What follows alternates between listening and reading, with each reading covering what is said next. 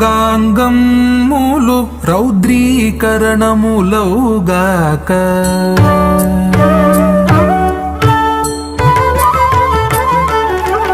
అంగాంగమ్ములు రౌద్రీకరణములౌగాక గంగాధరు కృప ఘన సిద్ధిదమౌగాక అంగాంగమ్ములు రౌద్రీకరణములౌగాక గంగాధరు కృప ఘన సిద్ధిదమౌగాక అంగాంగమ్ములు రౌద్రీకరణములౌగాక. కనుక భస్మం అంటే పాపనాశకం, తేజప్రదాయకం. ఎందుకంటే అగ్నిసారం భస్మం, ఇది రహస్యం. అగ్ని ఐశ్వర్యాన్ని ఇస్తుంది, కానీ అగ్నిని ఎవడు నెత్తి మీద ధరించలేడు కదా.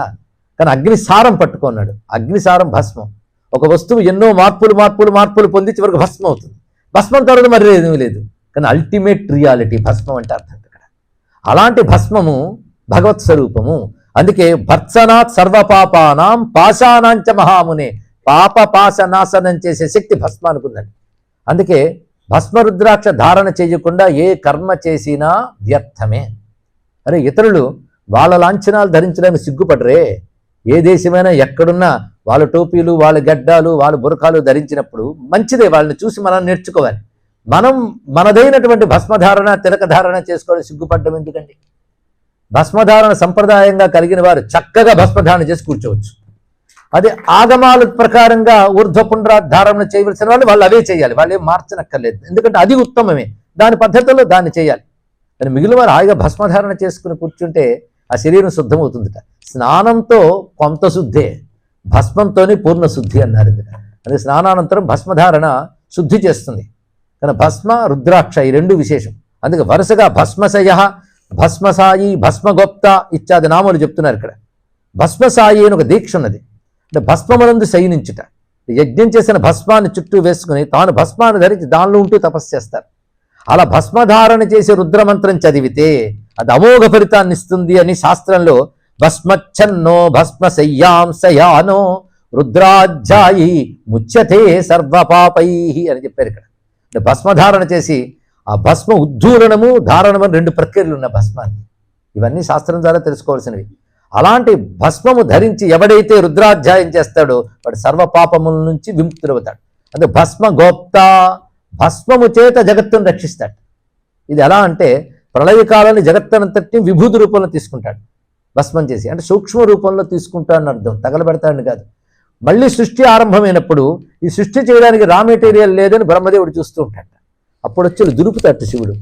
దులిపినప్పుడు వచ్చిన భస్మం తీసుకుని బ్రహ్మాండాలన్నీ నిర్మాణం చేస్తాడు అని చెప్పారు ఇక్కడ. కనుక భస్మ రూపంలో జగత్తును సూక్ష్మ రూపంలో పెట్టి కాపాడుకుంటాడు. అందుకే ఆయన శరీరంపై ధరించిన త్రిపుండ్రములు ఏ ఏ శక్తుల్ని ఏ ఏ రూపాలతో ధరించాడో శాస్త్రం చెప్తుంది. భస్మ రేఖల్లో అన్ని ఉంటాయి. 3 రేఖల్లో ఎన్ని ఉంటాయో కూడా చెప్తూ శాస్త్రం చెప్తుంది. అవన్నీ శక్తులండి, సూక్ష్మ శక్తులు.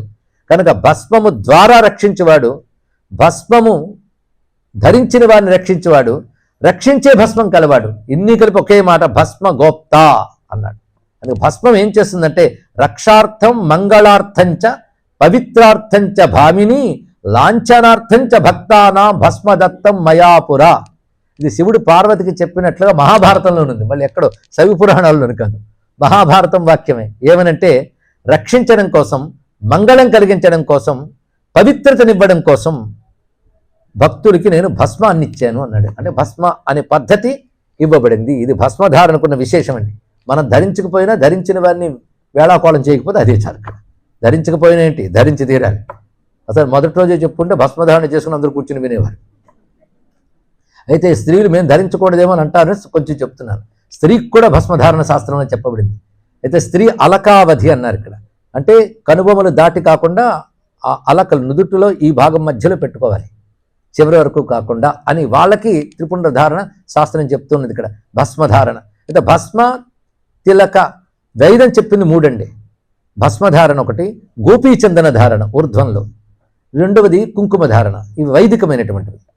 ఇక ఆగమాల ప్రకారంగా ఊర్ధ్వపుండ్రములు, వైఖానస, పాంచరాత్ర ఇత్యాది రూపాలు ఉన్నాయి. అవి ఉత్కృష్టములు, అవి ఋషులు ఇచ్చినవి. వాటి మర్యాద వాటుకుంది. మొత్తాన్ని కూడా తెలుస్తుంది అంటే ఏమీ లేని ఒట్టి నుదుర్లు ఉండకూడదు, అదొక్కటి తెలుసుకోవాలి. నువ్వు ఊర్ధ్వపుండ్రం పెట్టుకుంటావో భస్మధారణ పెట్టుకుంటావు, నీ సంప్రదాయం ప్రకారం నువ్వు పెట్టుకో. ఇందులో ఒకటి ఎక్కువ ఒకటి తక్కువ లేదు, అన్నీ ఉత్కృష్టములే. ఎవరి సంప్రదాయం వారికి ఉత్కృష్టమైనటువంటిది. అది మనం గ్రహించి ఆ భస్మధారణ అనేది అంత ఉత్కృష్టం. ఆ మాటకు వస్తే ఇలా పెట్టేది కూడా భస్మంతోనే పెట్టుకుంటున్నారు కదా, అది ఒక రకమైన భస్మంతోనే పెట్టుకుంటున్నాం కదా, అది భస్మధారణే. అది గ్రహించవలసినదే. ఊర్ధ్వపుండ్రమైన త్రిపుండ్రమైన ఒట్టి నుదురు ఉండకూడదు, ధరించాలి అని తెలుసుకుంటే చాలు. అని భస్మము ద్వారా రక్షించేవాడు.